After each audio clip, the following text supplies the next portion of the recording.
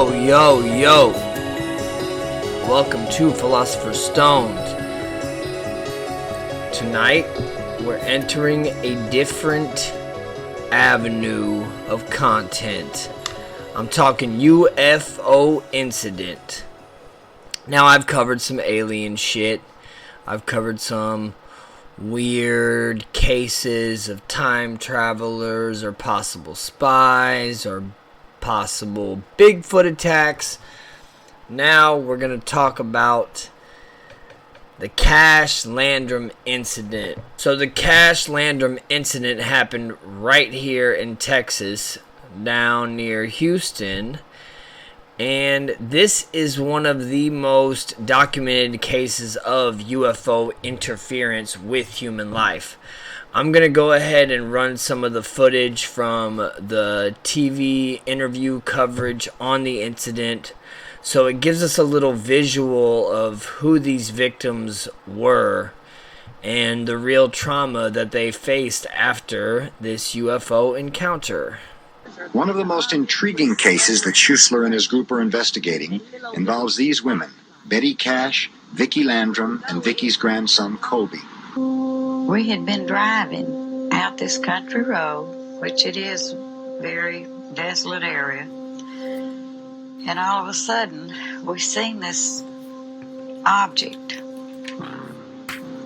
So I didn't know whether to stop, to back up, keep going, or what. So we just kept driving. We thought, well, maybe it's an air balloon or something, weather balloon or something. But the closer we got, we could tell that either it was going to be us or it, because it kept getting lower and getting hotter. I got out in the car, Kobe and me, for about, I guess, a minute or two, and he was screaming like he was trying to get away from me and then pulling me back in the car, and I got back in the car, and Betty walked to the head of the car. I thought it was the end of time, because I've always been taught the Bible says the world will be destroyed by fire, hell and brimstone. Well, how did I know that the hell and brimstone wasn't right there with it? And as hot as it was, if hell is any hotter, God forbid I want to live a good life, because it was just almost unbearable. I kept trying to calm Kobe, and I couldn't. I had to tell him something that would calm him. And I said, if you see this big man come out of it, it'd be Jesus. Well, I just had a feeling to look up in the sky. Then I looked around a little bit more and I saw that object. It looked like a diamond. It lit up the whole sky. Besides the strange object, they all claim to have seen several helicopters hovering around it. Just about the minute that I got up close enough to really make the shape of the object, whatever it is, the helicopters were there. We was amazed at, what kind of helicopters they were. We were about scared to death. The double rotary kind of helicopters, I never saw one before. Whatever they saw that night, the physical impact was immediate. Within hours, they were suffering from severe headaches, diarrhea, and vomiting. Betty Cash had the worst symptoms. The fear of ridicule kept Betty from telling about her UFO encounter. But weeks later, when patches of her hair started falling out, she told her doctor about the incident. Specialists were brought in, including a dermatologist and a radiologist, to run tests. They all turned up negative. So you see for yourself that these women and child were psychologically fucked after this and even physically harmed. So this is the story as we know it. On December 29th, 1980, Betty Cash and Vicki Landrum and Vicki's 7-year-old son Colby were driving home to Dayton, Texas in Cash's Cutlass after eating at a restaurant. Around 9 p.m., while cruising along a 2-lane road surrounded by dense forest landscape, they began to see a luminous light above. It was hovering above the trees. At first they assumed it was an airplane about to land at the Houston Intercontinental Airport and didn't pay much attention, because I guess in this area, you saw lights in the sky, but it was planes. It was, everyone's looked up and been like, is that a fucking plane or is that a UFO? So just a few minutes later, the light they witnessed was closer to them and much brighter. It was being projected by a giant diamond-shaped object that was hovering above the trees, and that at the base of the craft was expelling flame and putting off some overbearing, significant heat waves. They could feel these heat waves hitting their skin from inside the car. So this is like driving next to a fucking forest fire or something. You can feel the heat on you. And the diamond-shaped object craft, that's a new one for me anyway, on the shapes of these saucers and UFOs. This is the only story that I've heard where it was like a giant diamond-shaped object. So as they're feeling the heat, Landrum ordered Cash to stop the car, thinking they would be harmed or burnt by this mysterious radiant heat if they got any closer to it. Landrum was a born-again Christian and took the object as a sign of the second coming of Jesus Christ, so she reassured her obviously nervous, panicking son that, hey, this is just Jesus and he won't hurt us. Don't worry about it. Cash was anxious, thought about turning around, but decided not to due to the fear of getting stuck on the freshly rained dirt shoulders. So this is some country shit. She didn't want to make a U-turn on the highway because it had just rained. So the adults, Betty and Vicky, decided to step out of the car to examine what this giant diamond-shaped UFO craft was doing. But Colby, being a youngin', was extremely terrified, so Vicky returned to the car to comfort him. And, she went there to be moral, motherly support.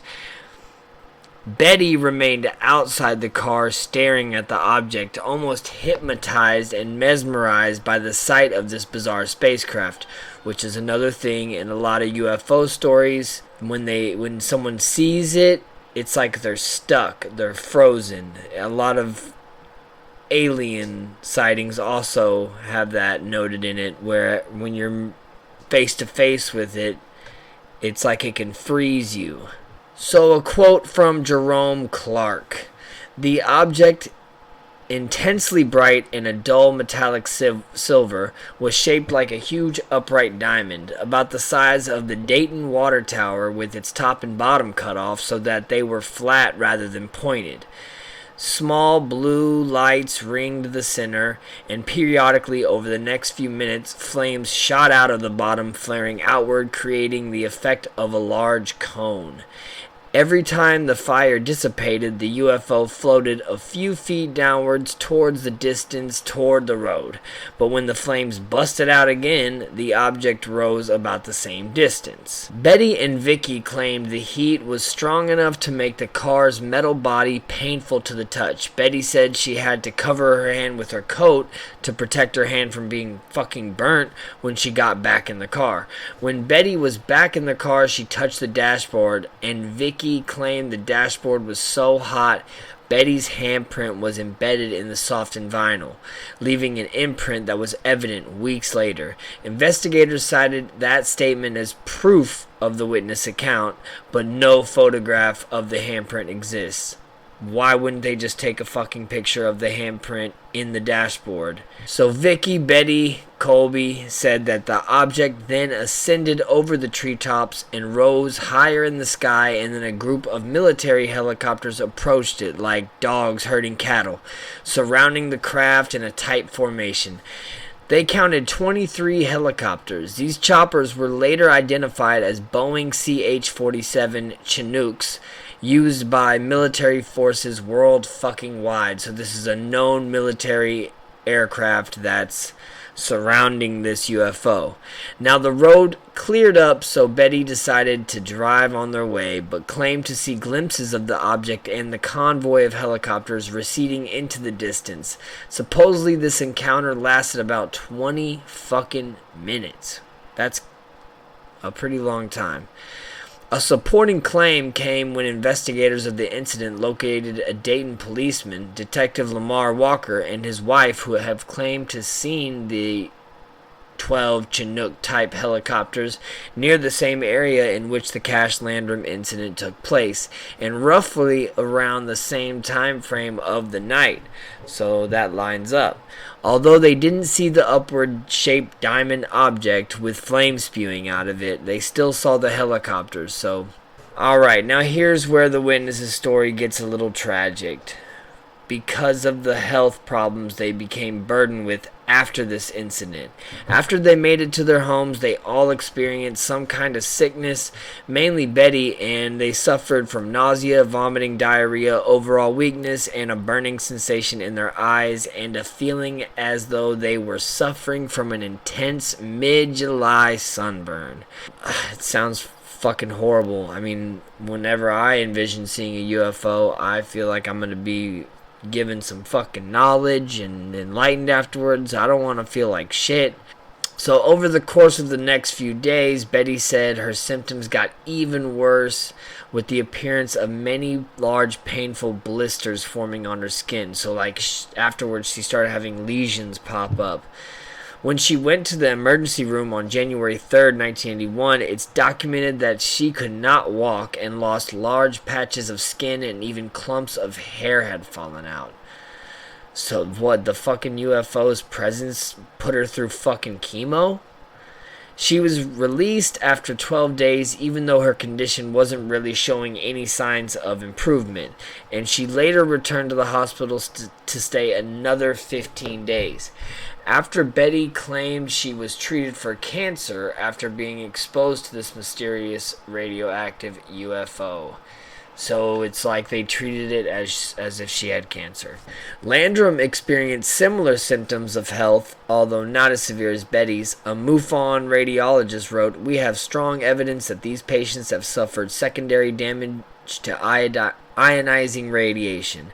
It is also possible that there was an infrared component as well." And I know MUFON's in a real bad place right now with that fucking director or whatever, manager guy, getting caught with CP trying to buy some kid. MUFON, you look bad right now, man. You look bad. Alright, back into it. So, convinced the military and government were responsible, or at least in on the incident, like they had knowledge of it, Betty and Vicky contacted U.S. senators who suggested they file a complaint with the Judge Advocate Claims Office at Bergstrom Air Force Base. In August 1981, the three witnesses were interviewed extensively by Air Force Base personnel and were told that they should hire a lawyer and seek financial compensation for their devastating ailments and injuries. It's usually UFO people get brushed to the side by any type of authority or military or police or whatever. Betty and Vicky ended up trying to sue the U.S. federal government for $20 fucking million, but on August 21st, 1986, a U.S. district judge dismissed their case, noting that the plaintiffs had not proved that the helicopters were associated with the U.S. federal government, and that the military officials had testified that the armed forces didn't have a large diamond-shaped aircraft in their possession. Why would they admit that they have reverse engineers, like they have reverse engineered crashed UFOs? You know, that's just the thing. That's how we get our new technology. It's just from crashed UFOs. If you want to believe that, go ahead, you can. But of course, you know, why the fuck would they admit that they have that aircraft technology? Why would they just be like, oh yeah, we have a diamond-shaped aircraft that propels by itself and has fucking fire shooting out of it? Especially when the witnesses are suing over it. that'd be a complete admission of the military saying, yes, we have reverse engineering UFO technology. That's what it is. So I want to note that this is kind of similar to the Falcon Lake UFO incident, where the guy was found with these circle type burns on him. I'm going to do an episode, that's my next one on the UFO incident series I'm doing. Because there's all different types. There's these kind where they don't make contact with the beings that are piloting or controlling the spacecraft. It's just a close encounter with a UFO. So here's what I think. I think this is a case of the U.S. military test driving some technology that they either found or made with some Tesla technology papers, something like that. It doesn't seem like our regular UFO encounter in the area near a Air Force base, near an airport. It just seems like it was a test run for the government to see if they could get this diamond-shaped object to fly right and do what it needed to do. Whether it was blow fire onto the trees, I don't fucking know. I really don't know what they were trying to do here. I just like the story because it's in Texas, which there's a few other UFO incidents that are big claims that happen in Texas. Of course, Aurora, which I'm going to get around to. Might even try to find the fucking grave of the alien buried in Aurora.